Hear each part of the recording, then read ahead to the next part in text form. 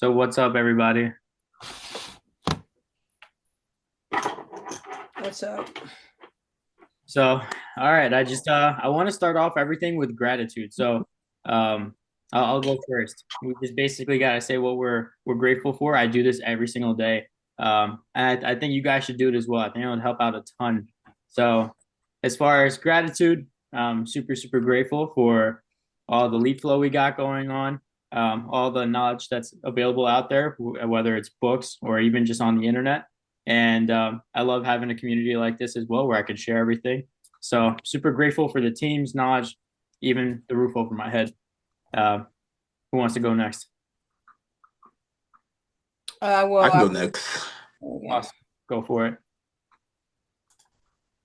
I'm super grateful to be able to fully transition into, I guess, my real estate investment biz. A little background about myself. Was working in healthcare consulting as of last week. Okay. Um, it was a mutual termination, I like to say. But I think it was God's timing. So I think that's just how it's going to work. It was the start of the year. I already had the intent of putting my 2 weeks towards the Yeah. end of 2025, but I guess it came a little early. But I guess it's gonna allow me to fully use the 8 hours I was originally using to go be heads down. So I guess Yeah. in No, my that's time, super grateful for that. nice. And how do we pronounce your name so no one butchers it? I'm not sure if it's my phone name that's there right now, but you guys call me Benga. Bango. Okay. All right. Yeah. Sounds good. Awesome. You want? Uh, I would say family. I'm very grateful for family Yeah. and to They're be being try to give supportive. back to them. Nice. Yeah, it's Nice. not very big, but certainly will group of people. Yeah. No, Yeah, that's all you need. That's yeah. awesome. That's awesome. So I know you're working on a lot right now. What do you have going on? Since the last Zoom call and last time we spoke. Me or Yeah. him? What was it? You. Um, right now, I just got off the phone with two different people, and I have two different appointments set. One for tomorrow morning, and it's a probate, and then another probate in the 30th on Thursday. Nice. So, and I'm still calling, but now this, so I'm not gonna. I'll probably start it again tomorrow. Okay. Um, yeah. So then, I have another one. I was supposed to get back to her today, but I was waiting for your opinion because I have no clue. So I have the address. I'm gonna type it in, and I was just Yeah. wondering if you could try to help me out on what to Yeah. offer because I have no clue. Let's do it. Do you want to do it yourself? Do you want me to Um, walk you through it? That way that you get to actually I would hit. rather watch you because I've been trying to do it all day long. Really? Like I wouldn't say that like I use prop stream and I just basically want your opinion. Like I'm super low on I think for me to make money, any type of money, even like 2,000 or 3,000, maybe like 7 or 8 grand or 10. Like her house does not have a high and it needs so much work. There's like a water pipe. That needs, Throw the address in the area in the chat. We could work on it right now. okay. So even if it's recorded or whatever, um, the chat doesn't. It's not recorded. So Okay. um, 1, 3, 4.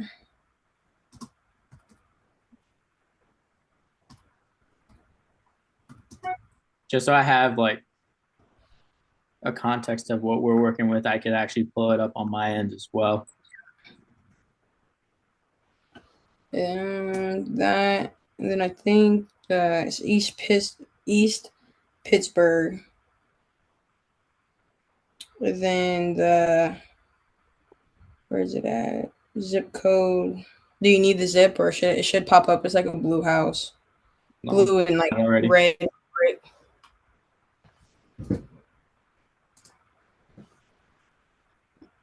Gotcha. So this one's off market. Zillow has it valued at 47 grand, 4 bed, 2 bath, 1,000 square feet. It's a 3 bed. She said it's not a 4 bed or yeah 4 bed because I was confused too. She said it was three, It's and a then like all these. I don't know if you can see here. I got this phone. It can open up. So Well, Like the I'm pulling. pictures, a lot of like she sent me pictures already, and it's not like the best. I got you. Give me a sec. Yeah, it needs flooring, and then she also said a water pipe was cracked, and she had three evaluations, one for like 15 grand to get it fixed, one for 5 grand, and one for 8 grand. The water line is cracked. Yeah, the water line. At least there's a lot of movement in the area. Yeah. No, Yep. it's not like a terrible area, so that's actually a good thing. I've Uh, seen one house sold for 150, and I'm hoping you come to say that it can get sold for 150. I But see she's a asking. lot off market. Some have sold for 17. Some have. There's one for 30. There's one for 55. Another one sold for 1,000. Yeah. Uh, a few for 100 each, all the way down to 70. It's ranging really, really rapidly. But there's some flip comps. So there's three flip comps in the area if you look up on PropStream. Two of Purchase, them are the same. The last two are the same address because I was really confused too. They should be. I think so, right? yeah, 36 Marwood. But yeah, Yep. it's purchased at 75, sold at 150. This one was purchased at 41, sold at 51. So we could use the other one, 75 and sold at 150. And it's on the opposite side of the highway, which sucks because completely different area. Yep. But we can look at the other comparables as well. There's number one, so for 55K off market, um, that's 232 North Ave. See, Cola, if you are you on PropStream right now looking at everything? Yeah. Okay, so if you go in comparables, there's 23 comparables right now. And that first one, it's at 55K. Um, Yep. yeah, so just the ones that I looked at earlier. Number five, that one sold for 17K. On this side, there's sales that are really, really low. And the highest one I see on this side, there's like number 13 was, yeah, 13 sold for 160 in the area as well. But I'm guessing that this one, since it needs a lot of work, let me see as far as pictures go. At least we know, like, look, ARV is at like 140, 150, we could say, being conservative, right? So let's Yep. see what the work looks like. If you can share me some pictures or pull it up on your screen and share the pictures that way. How would I? Let's see. So you can basically share your screen at the bottom button that has an arrow with a green arrow, says share underneath. You press that Oh, right here. Okay. to share your desktop view. Record this computer screen now.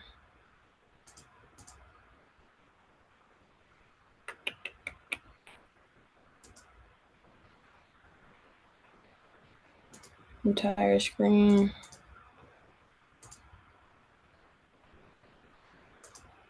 Yeah, share entire screen, right? Yes.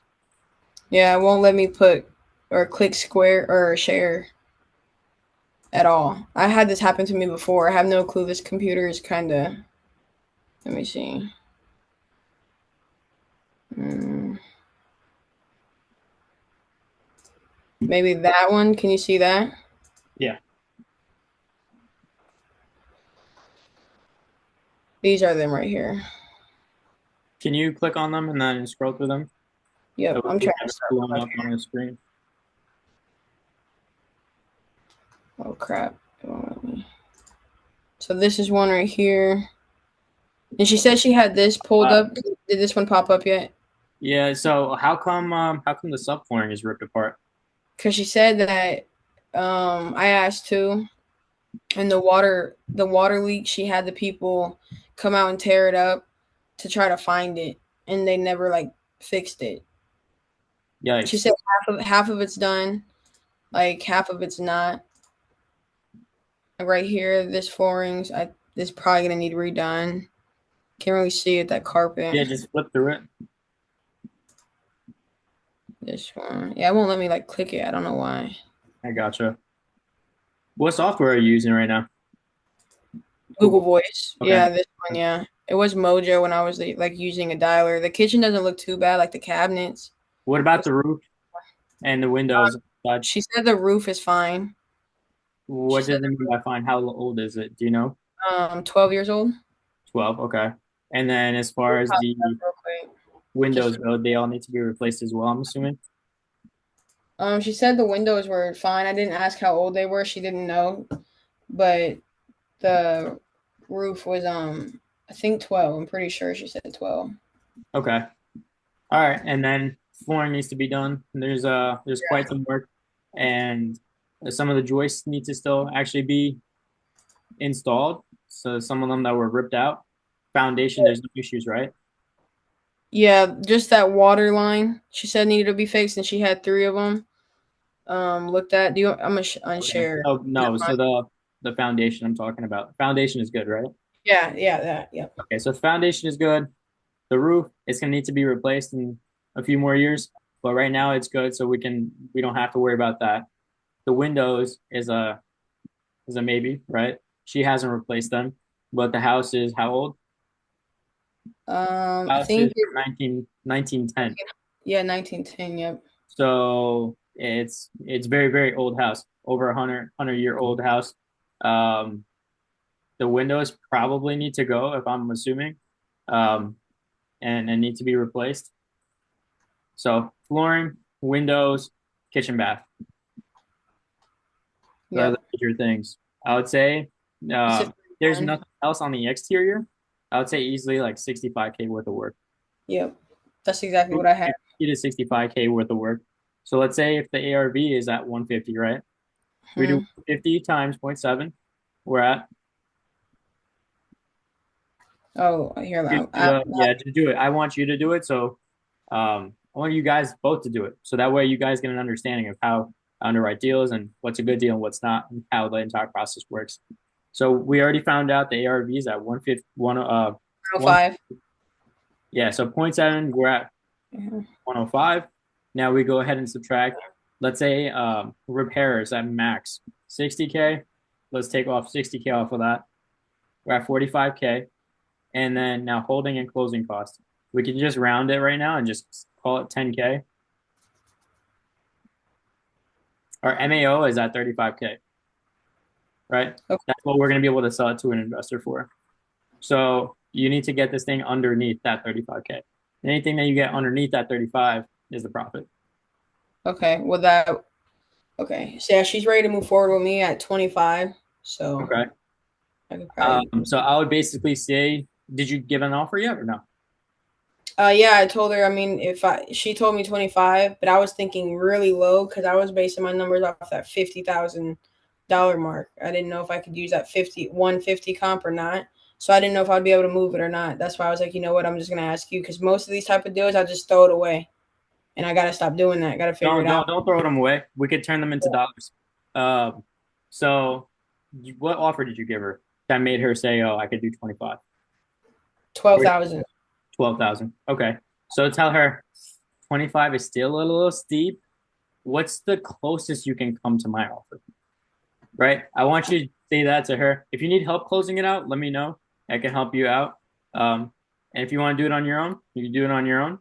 Give it a shot, and see where it goes. But do not come to her and try to come up to her price. Make her come down to you as much as possible. Just ask her like, what's the closest you can get to my number? Yeah, her sister joined the call, and Mm. like I guess basically she has like some type of mental illness and things like that. So we like three-way her sister, and then her Okay. sister was cool, but she wants an EMD of 1,000. So I said after the inspection period, So I wouldn't which even explain all that. You don't have to. Just let her okay, know that you will go ahead. That's fine. We can give you $1,000 EMD, and continue the conversation. Go back to price, and make something happen. Right? We do not okay, negotiate on price. Like if we're gonna negotiate on price, then we're not in the right field right now. Like we're not realtors, right? We can't negotiate on price because that's what we offer to our investors. So that's why I never, ever, ever, once I make my offer and they're far off, I don't say anything back until like they come closer to me. They said 25, so I go ahead and say, what's the closest you can come down to me, right? It's okay, still a little hard, I know, and we're quite off, But if I go to my underwriting team and if I say possibly, um, like this number's not going to work for her, but she could possibly move at 18. Would that work? Or you think you're still going to tell me to pound sand and it's not really going to work for you? And then she's kind of having a hard time with the inspection period because at first I'm like 21 days. And then she was just like, oh, everybody else been saying 7, been saying 7. Hmm. And I'm just like, okay, let's do 15, you know? And then I was like, okay, we could do 10 days, but business days. It has to So be 10 business days. And she's just like, she wants 7 for some reason. okay, so here's the thing. Don't ever try to again, try not to negotiate with them. Try to explain yourself and then hold your ground. So Okay. when I mean that, what I mean is when I say that is when you're gonna go ahead and start this, back and forth with them, you got to just let them know, hey, this is what we're able to do as our firm. These are our policies. However, Okay. some other people will do anything to just gain your business, but these people are often very new to the business and they're going to go ahead and most likely default on your contract right now. And then you go ahead and explain that to them in stupid layman terms. And I Okay. go ahead and then tell them, so basically, have you ever heard of wholesaling? And they're probably going to say no. And I tell them, basically, they're middlemen, right? There's nothing wrong with that. However, most of these guys are inexperienced and they will say anything just to earn your contract right now. And once they can't find an end buyer to push this sale, they're going to come back to you and say, "Oh, well, we need some more time. This is what's going to happen. We need more time. This, that. Oh, now we need to get a lower price." They're going to give you a million excuses on why they cannot deliver on what they already promised you. So we differ because whatever we say we're going to do, we're going to go ahead and perform on and tell them, I'm not in the business of, upsetting people and just telling people whatever they want to hear. I'm going to tell you what's actually the truth. We've been in business for quite some time. And, even if you haven't, you can tell them, like you can go ahead and vouch for me, right? I've been in business a long time. And if we're going to partner on this thing, then just tell them, like, me and my partner have been in business for a long time. And Okay. we're not in the business of dissatisfying our clients. So just get them to know that you're reputable and you're trustworthy and you're able to actually perform on whatever we speak about right now. Okay. Right. So, like, yes, we might come in with a lower offer, but we're going to have assurance that nothing's going to happen. We're not sitting here to back out. We're going to give you the earnest money deposit that you want. And we're going to go ahead and take care of your mess. And you're not going to have to deal with any of it. There's Okay. people in the marketplace that will offer you that, but not be able to go ahead and deliver. So if they're saying that they're going to close in 3 days or 2 days or whatever have you, if you want, you can go ahead and try it with them. And then once they fail and waste your time, you can come back to me then. But if you're ready to do something today and lock it in, let me know what's the closest you can come down to that $12,000 offer. And I can start going ahead and drawing everything all over again. I'm going to redraw everything and take it back to my underwriting team and see what's the best we can possibly do for you to get this thing finally just done and over with. Would you Okay. be interested in something like that? And then they most likely end up saying yes. And then they go give you Stuck on South Hill Title Company. Hills Title Company. Like she says that a lady over there already has everything written up. So what if they don't handle transactions like yeah. So perfect. So basically what you say is we go ahead and we choose our own title company. At the end of the day, they're insuring us, not you. So that's why in every buyer's contract, I just tell them, I don't know if you're familiar or not, but mostly even realtors, they go ahead and allow the buyer to choose their title company because that's who's being insured on title. It's not you. Once the property is sold, you're not the one who has title insurance, it's the buyer. So we leave that up to the buyer. And truthfully, I've never heard of that title company and I've never done business with your title company. We want it to be insured by our title company, and that's it. Sorry, I'm writing it down just so I know I'm Yeah. not stuck or anything. So that's how I divert them to basically, going under contract, Okay. to our title company being used. Because look, you're gonna go ahead and try to sell it. Good luck trying to sell it with someone, with their title company, because your buyer might not want to use their title company, and it's over. So you need to go ahead and do that. You got to give the buyer the right to go ahead and choose what title company they want to close with. And Okay. you can recommend them a title company that's really investor friendly, wholesale friendly, and you can move on forward from that, right? Okay. Because whatever title company your buyer uses, they still have to take care of your assignment fee. So it's going to have to be a investor friendly title company. I Okay. have a great title Would company you, and other owners too. I have 3 different title companies that I okay. always use, and I know their owners. So if you ever need, then I got you. But that's how I go about it. Okay. Would you like if I got this under contract? Do you have a buyer that you know that could pick it up fast, just so I could be like, can we So jump on it real fast? yeah, so right now, I'm displaying all of my inventory in my team right now, and we're creating a dispo team because we're finding more and more people have the same exact issue. So they're locking up these properties, they're putting things under contract, but they're not able to go ahead and deliver the post as far as like reselling the property. And there's a lot of people having issues with it because there's a lot of disposition companies out there that have, let's say, 10, 15 properties that they're working on and any given time, right? And so they won't take your property as serious because they have other properties that they can make a lot more money on, and they'll take them serious. And your property's sitting here, you're running out of time, and then it ends up actually running out of time. So I will help you out with that, and we're building out an entire team that you could mass produce and still deliver with quality, basically.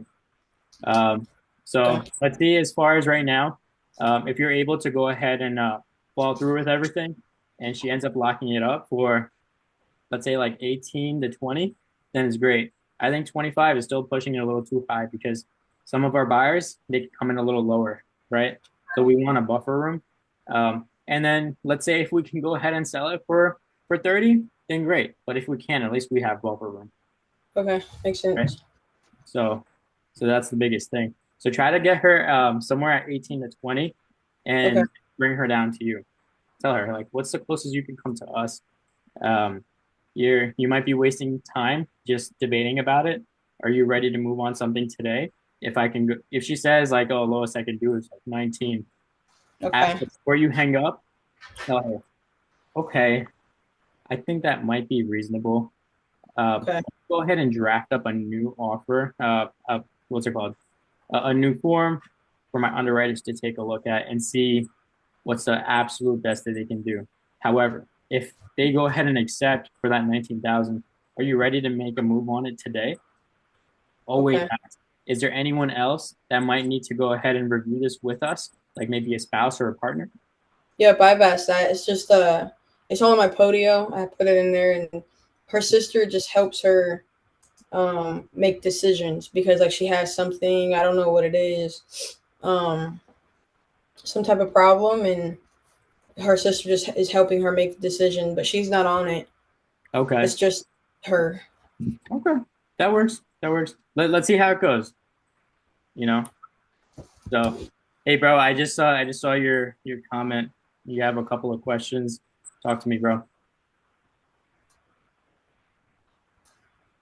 Sorry, I was on mute. Can you hear me? Yeah, yeah. So my first question was related to um identifying like repair costs. It's like just to give a background like how I'm approaching this. Um, I'm working with my mentor, at least the person who helped guide me to wholesaling on MLS acquisition. So I'm doing it through the MLS acquisition side. So I've been doing that for a couple months. Um, Started with Redfin, and then now I have access to the Garden State MLS. So that's how I'm really sorting through properties with keywords. Those are funneling through my emails, and I'm pulling them into my database, aka Excel sheets, and then cleaning them up. But my issue is just determining repair costs. I feel like one in North Jersey tends to be higher, and I think I'm just not accurate. So if you have, I guess a good number that's just concrete enough to have a good average when it comes to, and I texted you this as well. Yeah. When it comes to like a full gut renovation, medium, and then light, just so I can just quickly be comping, and then doing the calculations and everything. Because if I pull up my screen right now, um, I have a whole calculator that, Bro. I sorry to cut you off. I don't do any of that. I know a lot of people say, "Oh, you could do this by like 35 cents a square foot. You could do this by 45 cents a square foot." Bro, I throw that all out the yeah, window. I just basically look, if you have to, this is what you got to do. Pull up some yeah, content. Like I went through the same phase when I was first learning, and then I was like making these like, random like square footage amounts. You can do that when you're doing like, let's say a new rehab, not a new rehab, like a new build, right? 100 yeah, yeah, square foot, and then you can go from that for a builder. But for renovations, I just keep it basic, absolutely basic. I know in South Jersey, I get prices for flooring for a set amount, roofs for a set amount, and I go from there. I see how big the house is, and I just take a guesstimate on how much my contractor is going to come back with me, just from like actual experience from me just speaking to these people. So I think the best thing that you should possibly do is just get some quotes. Hey, I have, and then just use a random property and get quotes. But since we're in mhm, it, I'll tell you exactly how much my guys are charging. So anything for South Jersey, let's say it's like full heavy cosmetic like rehab. Max is like yeah, 100K, 110K rehab, right? That's South Jersey. Like let's say if you need everything, bro, like roof, windows, siding outside, um, some concrete work, and then on the inside, bathroom, kitchen, what's it called? Like sheetrock, insulation, maybe even uh, kitchen, floors, like the whole 9 yards. I'd say like 110. yeah, If you like just call up some people straight off of Google, they're gonna give you estimates for like 160, 170. And then hmm, you're gonna go up North Jersey, it's gonna be just a little bit expensive. So if it's costing me for yeah, that rehab 110 in South Jersey, it's like 130, 140 in North Jersey, right? But if you're gonna use like just yeah, contract, so, then yeah, even North Jersey, crank it up another like 40,000 from the Google prices that yeah, you get on South Jersey, right? So that's how I would just basically do it yeah, in like windows, 250 dollars a window. Flooring, you could actually just look up prices on flooring, and then you could do price for like square foot for the flooring. So let's say if you go on Home Depot, like your house is like 2,000 square feet, you go to Home Depot and you see how much flooring that you're gonna have to buy for 2,000 square feet. Yeah, I'm just giving you a hypothetical number. Let's say if it runs out to mhm, 2 grand for the flooring, and let's say you have 3 people working at the job. Like this is math from a contractor's standpoint, right? right, You, if you can understand how a contractor works, then you can actually see what kind of prices that he's working with. That way you can negotiate with it, right?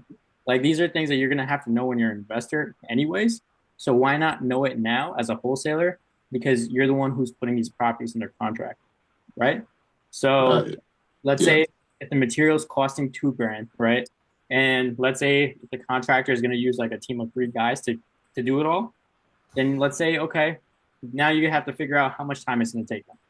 So if it takes, a normal set of like 2 people, 2 days to do the flooring, you add a third guy, it could possibly be done in one day, or maybe even 2 days with 3 people, just being on like a conservative standpoint. An average laborer gets paid 200 to $300 a day. So let's go on the high end. Let's say 300. 300 times 3 people, that's $900 times two. That's $1,800 that he's going to have to pay in payroll plus materials at $2,000. That's at um, that's at $3,800. And then let's say he's making a margin on it. Let's give him like 2 grand to make on it. That's $5,800. So let's say now you can break everything down to a T like that. And if you don't want to do the math all the way down to a bone like that, you just start rounding numbers, right? So that's how I do my rehabs. I just start looking at things and I start doing math, like just quick. fifth grade level math in my head to just give a price point. Like the math that I just did for his Right. deal, um, I just did a renovation in South Jersey and it ended up costing me 50 grand, 53,000 to be exact. And it was full nine, like everything. Um, Floors needed to actually be ripped out. The walls needed to be actually mopped because there was like poop stains everywhere. Like it was just such a mess. Everything. Deck had to be removed outside. Full windows. It was like 22 windows on the house. Um, Everything needs to be done on it. And except just roof and any kind of structural work it didn't need. Other than that, everything else. And it was low grade. I got it all done for 53. So that was like the same kind of market where he's working on his deal.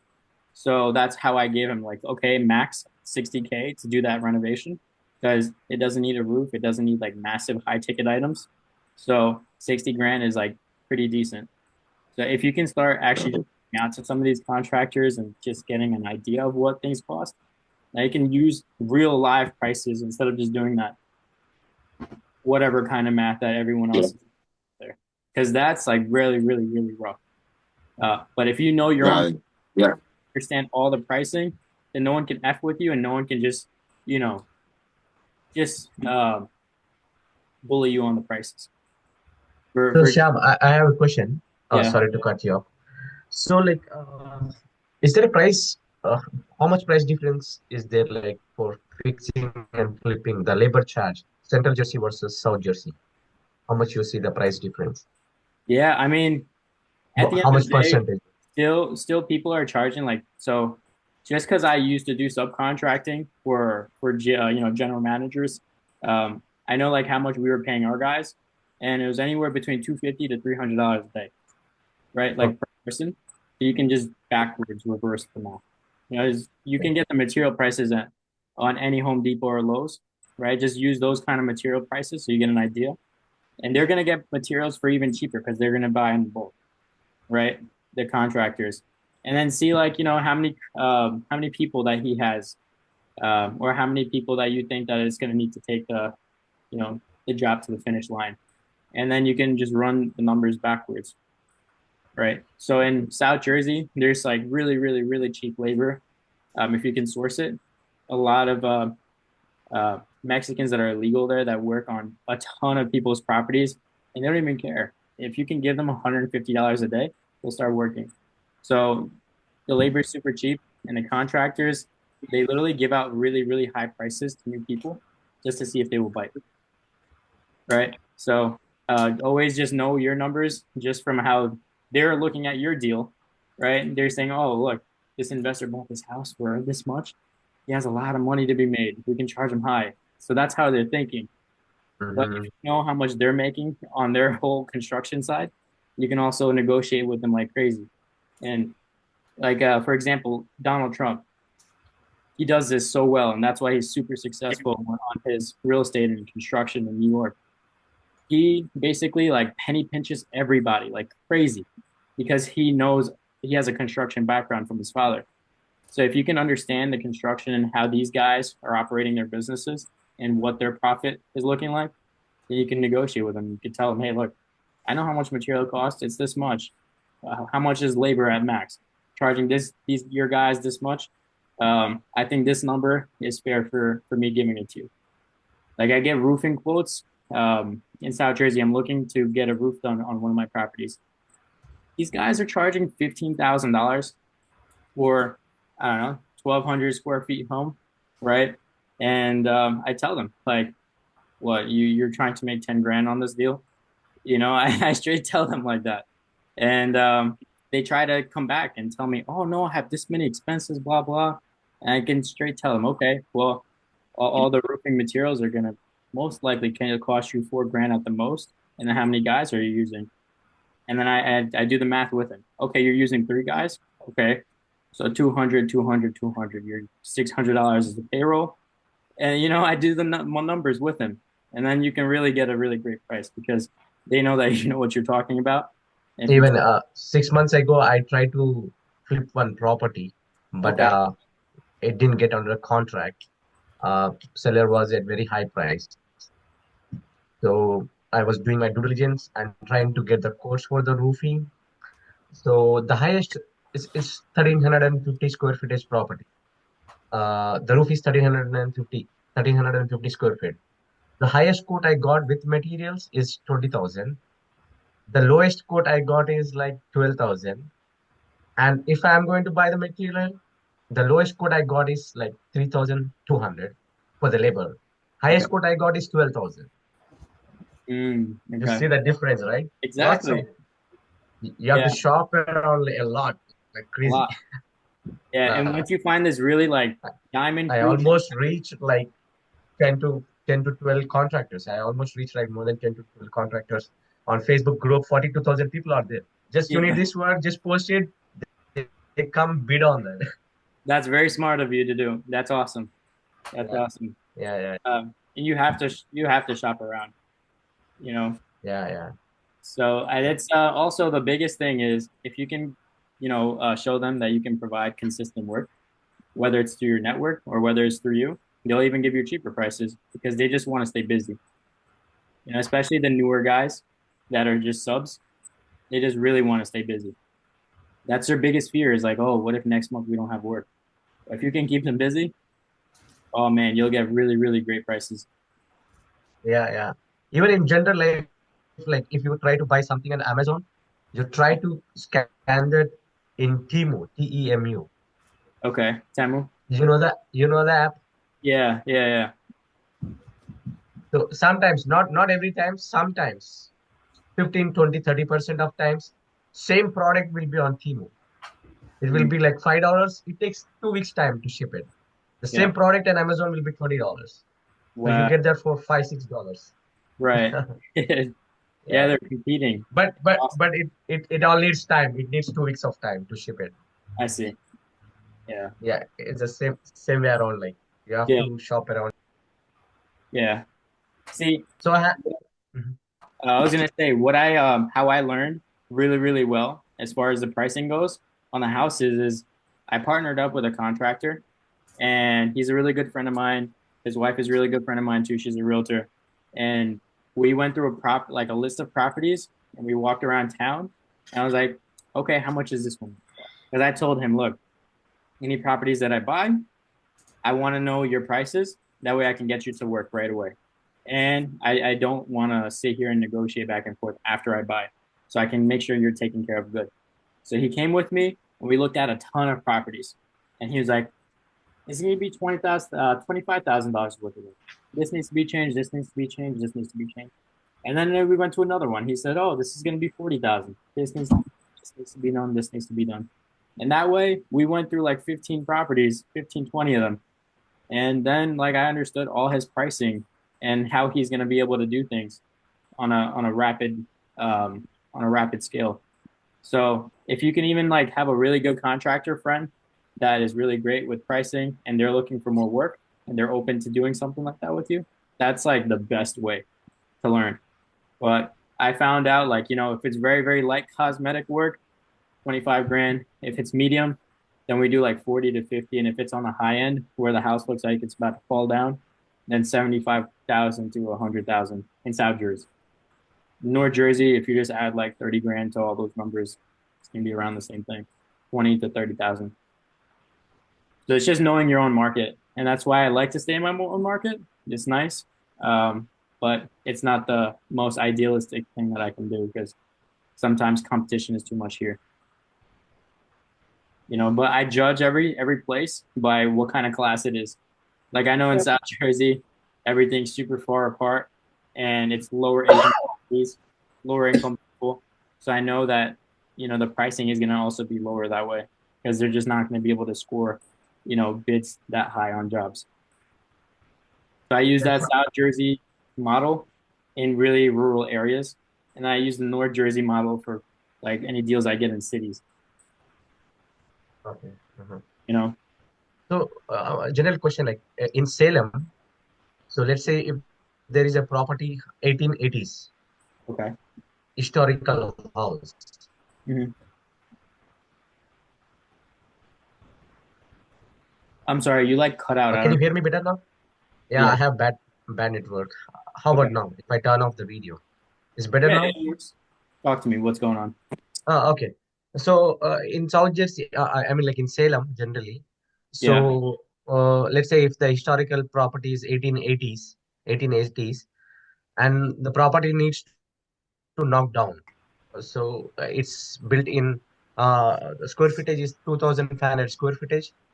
So let's say if we knock this property all the way down and if we want to rebuild it, how much it might cost, like 2,500 square feet property.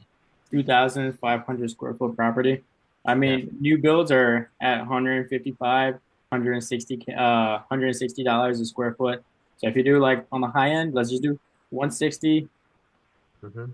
which is a good price too. 160 times you said 2,500. Yeah, 2,500. That's like 400,000. You know, it's Uh, in areas like Salem.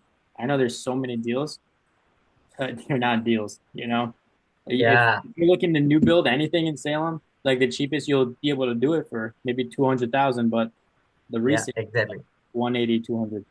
You're not making any money. You're losing money. So I have a lead, but so after I run the comps and look at the property needs to knock down.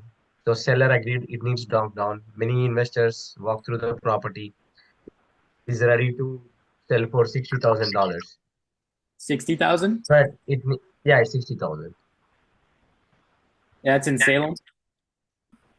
That's in Salem. Yeah, the properties like that were sold for $20,000. Okay. Yeah, I see the comps are like 20,000, not more than that. Send me the deal. What is let me see let me look at it. Do you Okay. have pictures? No, the seller is not ready for the walkthrough. He needs a EMD. An EMD for walkthrough? Yeah. So he Not said like motivated enough. The many. guy's freaking playing games. Yeah. Like what?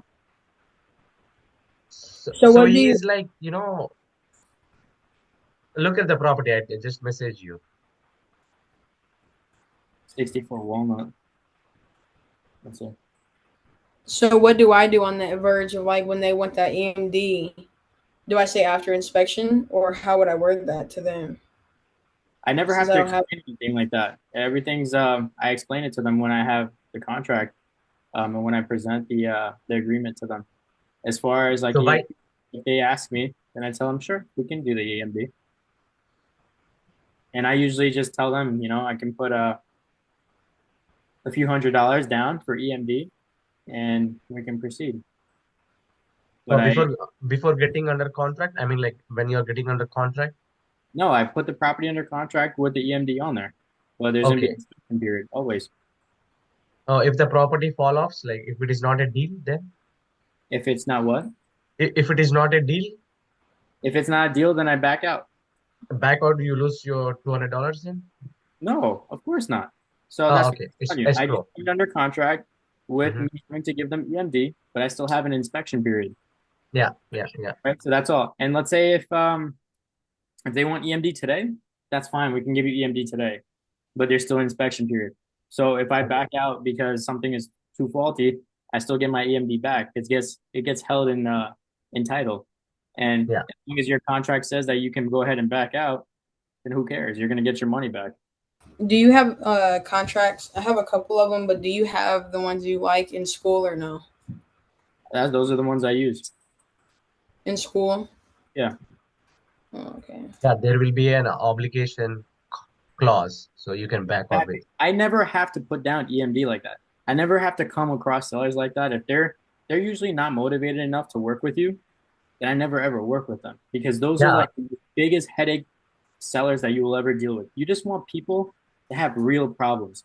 People that have real big problems, they're not gonna sit here and be like, "No, I want EMD." Blah blah. Like they're gonna be like, "You're gonna take my property? You'll help me? Thank you so much." Like, you know, you just want to really chase people that have a lot of motivation to sell. I mean, like this is kind of interesting deal. He bought this property for $110,000 in 2018. Okay. In 2000, $115,000 in 2018. Looks like he bought this property at way high price, and he went under contract with other buyers. And in the due diligence period, they backed out, and the seller went for contract review with an attorney, so he's So spending a lot of money on that. I've spoken to this guy. I think his name is like Don or something like that. But this property is so bad. There's a giant hole in the back of it. I literally walked this property too. It's so Oh, is it? so bad. So the property right next to it, it's 60 and 61 Walnut Street. Uh-huh. I wholesaled that one, so I know this one. It's a green one that's completely dilapidated. Um, everything is broken. Like you go on the front step, the front porch, there's a giant Mm-hmm. hole in the deck. It's really really bad. This guy, he's just straight up idiot. He's received so many different phone calls.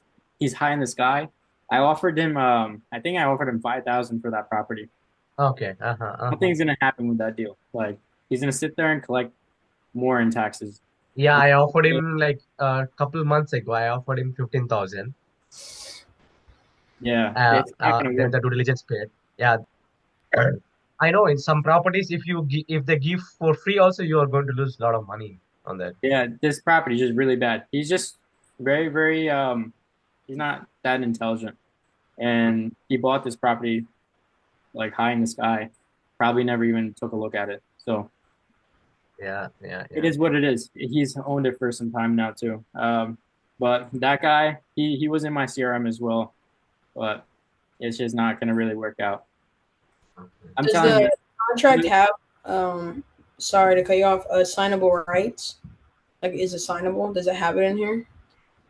that's the same exact contract that I use. Yes, Oh, okay. you're gonna be able to assign it. If you read through it, I think it's on the second page. Okay. Marketing clause. Yeah, yeah, yeah. I read that. Yeah, it's all there. Yeah. Yeah, so you're gonna be good as long as you use that one. And then all the way at the bottom in what is it? There's like additional clauses. You can scratch some of those out. Those are just some that I've used for a previous deal. You can put your own things that you need to do in there. Do Um, you use ChatGPT? for what? Uh, uh, Tal. How I pronounce your Oh, name? Talia. Tal. It's to Uh, do I use what? ChatGPT. Yeah, for like Facebook and stuff, but nothing Oh, else. okay. Oh, okay. I mean, like, if you don't understand anything, contract agreement, you can just put it there and ask in simple, understandable way. Then it gives you. Bro, you're Okay. super smart. That's awesome. I've done that too. So Okay. you Look at can that. basically copy and paste the whole contract in it and tell them to translate it into third grade English for you. And then it'll put it down in super plain English. Exactly. Yeah. Exactly. Yeah.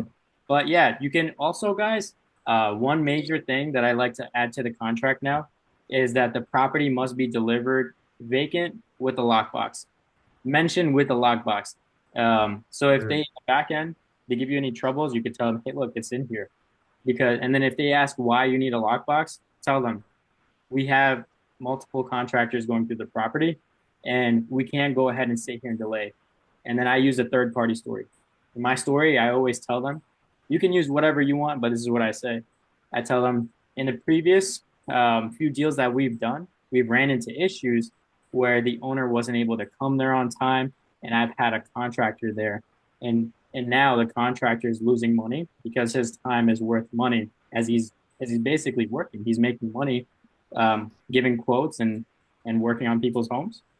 So And we she need lives that there right now. people out there. She lives there right now, the sister, and she Yeah. like she uses the gym to take showers, so she like needs the money. And so how would I go about saying like you have to be out? Because they had two different contracts, but they fell through, and she was about to be out, but they didn't go through. So don't take everything I tell you super clear. Yeah. Use some more context with it with your own situation. So if there's a people that aren't able to come out, then you're gonna just put in your contract, the seller to be liable for um, all utilities until they vacate, stuff like that. So per situation, you want to adjust those terms on the bottom to make it fit your deal, right? And let's say if there's no ability to put a lockbox because they're living there, then they're living there. Then you go ahead and you basically have two or three really vetted buyers, and you walk them all together. But with properties like that, they're harder to sell because we don't have that many times that we can just keep walking people in and out, right? So I get those properties under contract even lower. That way, I get an investor that's really hungry I make the investor that's the buying, the deal. I make them go through all my qualifications on those kinds of deals because we don't want to mess with the seller. You don't want to scare them off. So I always ask the buyer, hey, what kind of deal flow are you doing in your business right now? Only reason I ask is because this deal is very, very, very sketchy. I don't want it to blow up. And we're asking all of our buyers this. How many deals have you done in the past 2 years? What are you using to buy? So are you using straight cash in your bank account? You're going through hard money. You're going to go through hard money. Are you going to get any appraisals? And then you go ahead and that's a whole story for another day for appraisal contingencies. These buyers will mess with you with the appraisal. So you want to make sure this guy is as reputable as it can get. And then you tell them, okay, that's awesome. That sounds great. But what are your turnaround times? You ask them more detailed questions now. What are your turnaround times on the construction? Do you do independent contractors and you take out, you take care of the permitting, or how does your business operate? I'm just curious because I do the same thing. And now I just talk. I'm not interrogating them. I'm having a conversation, building a relationship at the same time. And I'm actually knowing if these guys are solid buyers or not. And then I let them go through. I know that this guy is really, really serious. All right, now I get two more people like that, and I send them through to the walkthrough. Okay. Right. So every So I single should deal. say in the bottom of that contract, she's value or how I forgot how you worded it, but like if she's in there after closing, then she's liable for what No, no, again? no. You have to put it in there. Seller to vacate at close. Okay. So it No has to be one want to Do vacated. you buy. have a document? What? I was gonna ask, do you have a document that outlines like questions to, I guess, vet buyers? I think you had some. I was writing down notes right now, but do you have anything on your I do site there? not. I do not. I can make that as another course in there. Yeah, that would be great. Yeah. Okay. Okay. Give me a sec. Hold on. If you go line by line item in that purchase agreement documents, you will know a lot of things in that. Like, Yeah, honestly, just go, guys, go through the agreement. Also, my agreements are super, super basic, simple. You don't even have to translate anything. Like, I can literally read it, and I made it that way with my attorney. That way, I can literally sit there and explain my contract to the seller, even if I have to on Zoom or in person. And you guys should do that. You want to be super transparent with them, so that way they can trust you, right? At the end of the day, if we're not helping them, then we don't deserve to be paid, right? So we don't want to be the wholesalers that get bad reputations in our industry. We want to be the good guys that are actually following all the rules, being transparent with everyone, and making money at the same time. yeah. So If, I'm putting it if in there right now. Seller has to be vacated the day of closing. Yeah. So the better you can get the terms, the easier it's going to be to sell the property. But see now, let's say if this seller is like, oh, I can't leave. I need 2 weeks after close. It's just going to make selling that deal so much harder, right? Okay. We want a nice deal for our buyer to come in. It's already vacant. Maybe it comes clean, or if it's not clean, whatever. But they can come in and start working on it immediately. Because on the I buyer, get that a lot too. They always say I need them funding from this transaction to be somewhere else, so I need a week after closing. that I happens a get lot. that. Yeah. Yeah. So you just had to work with the buyers, but those deals are just going to be a little harder to sell. But Okay. the harder deals that are to sell, I always Yeah. try to get them for a really great price where it's a no-brainer, Yep. right? So the more contingencies and the more problems that the seller has, I go lower with the price, but then I can work with them on everything else because it's such a low price that we're going to be able to sell it no problem. so we can Okay. we can put that clause, I think, right? Hold back amount. So if they are Yeah, going to yeah, vacate after 2-3 weeks after the closing, so you can put some holdback amount, I think. Yeah. 100%. And I've had a lot of people that hold back just like $1,000 or $2,000. Don't ever do that. Super, like think for your buyer. We're in business for our buyers, right? Those are our end clients, right? So we need to package our product, which is this deal in this contract, the best for them. So if they're gonna go ahead and say, "Oh, I'm not gonna be able to move out," I always say, "Oh, okay. Well, that's gonna be much harder for us to work with." And I work with them on the price. And then when the holdback, like you mentioned, I go really high on the holdback. I try to go back $10,000, $15,000 because you got to think also, and the buyer is going to be like, okay, what if I have to evict this person? That's another three, four, $5,000 in just losses and in time that they have to pay in interest for the money that they're using to buy, right? So I try to go at least 10, 15,000 on a hold back at the minimum. And that's if they have to stay in that property after closing. So we'll hold back on your end that money. This it wouldn't be on our end. After it closes, we would be out the mix, but that still would be in the contract for the buyer. Okay. Exactly. So let's say if it was $100,000 sale, hold back was 10,000. At close, they get 90,000. When they leave, they get the extra 10,000. And title will handle everything. Just put that in the bottom in the contract. And you could even put it in like in your own writing. It doesn't have to be all fancy legality. As long as you do put it in there and it's super easy to read and everyone knows what you're talking about, that's fine. Okay. Title will just, and also sometimes title don't always read the entire contract, right? So I always go on the phone with title and I explain all the terms again.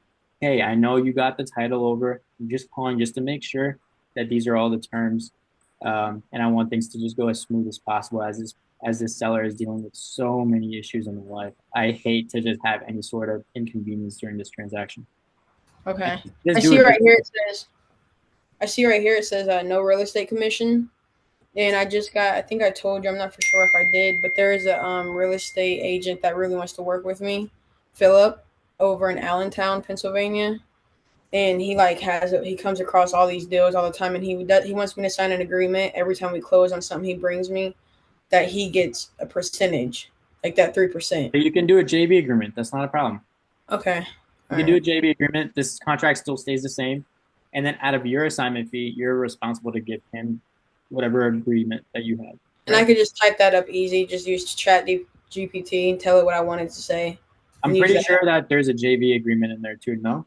There's not. If there's not, I'll provide one in there. I think so.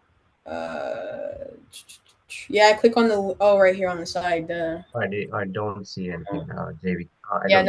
Novation, lease, assignment agreement template, Okay. and purchase and sell. I'll put the JV agreement in there as well. I'll put a JV agreement in there, but it's not like all like crazy. You could just draft up anything. I'll put the JV agreement that I have in there, and you guys could use it, or you could even make something super, super basic. It just needs to have it that, hey, look, I'm going into partnership with this party. They're responsible for this. And at close, I'm responsible to give them this much percentage or this amount to them. And you both sign. And then you handle it, you hand it in the title along with everything else. Okay. Okay, so I'll put the resources as well tonight. Yeah, And then I have confused with assignors and signees. Where the If you just look on the contract, everything is super, super explainable. Yeah, I'm looking on the assignment agreement, and that would just be for the end buyer, right? And look, can you pull up the agreement and share your screen real quick? I wanna just explain it real quick. We'll just go over it. See. Yep.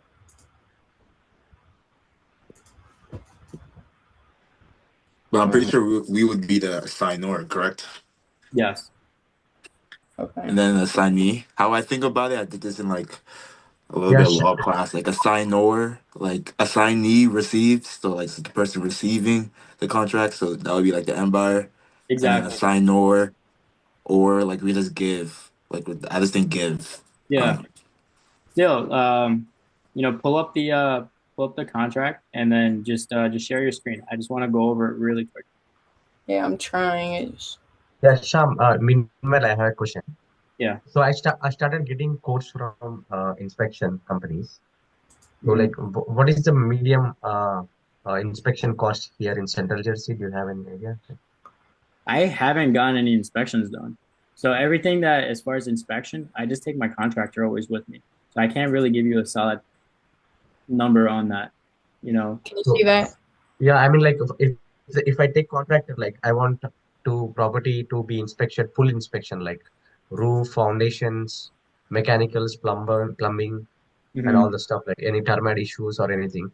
Yeah. I mean, like before I close on the deal, I want to, do the inspection if I find anything, so I can do price anchor. Actually, I had an inspection done on I don't know if you can see that or not. Can you? yeah, we could see it. I did Okay. a inspection on a home in Glassboro. I'm not 100% sure exactly how much we paid. I think it was like $400 or $500 or so, something like Oh, that.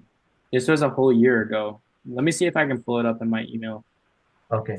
I got a quote from one of the inspector. They gave us like 450.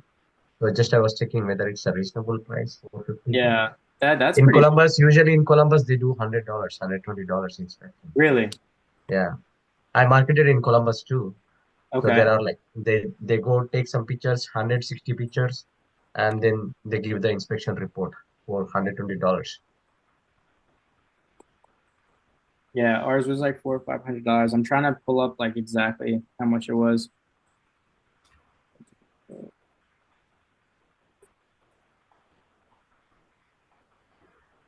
Filed that NOS yesterday.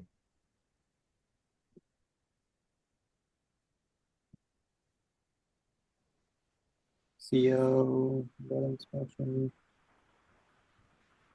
I know, like, okay, it was 550.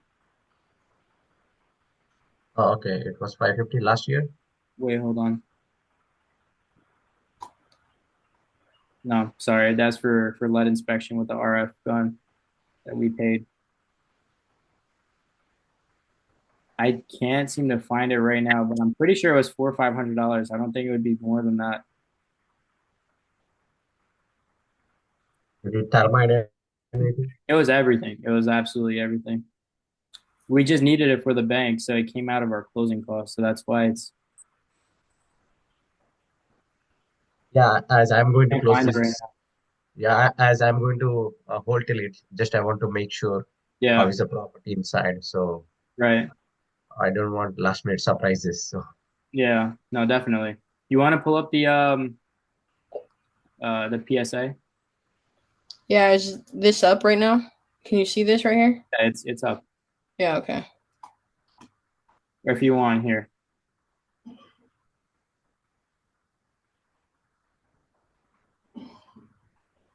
Here it is. So the purchase and sale agreement is entered by and between. So here, look, here's the seller. You put in the seller right here, and then the buyer. So you put in the buyer right here. Street address, city, state, zip, and the APN number. That's the parcel number of the property. This is just describing that it is bought in as is condition, and exactly how it is bought right now. The purchase price, you write out what the purchase price is, and then you go ahead and put the numbers right here. And then with earnest money deposit amount, put it right here, will be deposited within the last 7 days of the due diligence period. Now, the due diligence period must be 30 business days because I have it here. If it's different, then you can go ahead and change it up. Um, and then it's saying, the closing cost, it explains that the buyer is responsible for paying all standard closing costs. You could change up what you want and what you don't want to pay in here for your buyer. And then two, the property taxes, sewer, trash, HOA fees, everything is prorated at the close of escrow. So basically everything that's prorated towards whatever date that it is so that the seller pays towards that date and then the buyer takes on from there. Um, Seller to disclose any conditions. So basically that's between you and the seller. Seller's obligated to tell you whatever they know. And then the close, I put it here in business days. So look, this 30 business days. So I do 30 business days or more. I stretch out my closings really long. Um, and unless it's a really, really crazy deal, then I make it a lot lower. But we work all that out in negotiation. And I do this as a sense of urgency as this offer shall expire in 48 hours. This is our due diligence period, and it explains everything. But I um, I always try to make it way more than the 30 business days if I can. And if I can't, then I always just edit this and change it out. Title and escrow, it's buyer's choice. I explained that to you earlier. Um, Earnest money and non-refundable to buyer unless, it explains it right here. If there's a tenant in the property, here's all the rules for them. Um, the seller acknowledges that the buyer is purchasing property to make a profit. this is really important that the seller knows that we're not like a charity or something. And then there's no real estate commissions because we're buying it as is. And, if there's a realtor involved, who cares? We're going to go ahead and pay them off on our end. No one needs to know about that. Seller understands. And even if you tell the seller, like, that's fine. Hey, look, I'm working with this agent, but we're responsible for taking care of everything. You pay no. Okay. So I don't have to touch that. Okay, that makes sense. Right. Seller understands that and accepts that buyer may, in addition to purchase the property for its own account, market and convey its equitable interest in the property to third parties by means it deems acceptable. So this is basically saying that you have the ability to market, especially even on the MLS or other listing services. So this is your entire right to be able to market, and to sell your equitable rights to someone else. And then this is like if you want to get inside the property, that buyer to give seller 24-hour notice before access.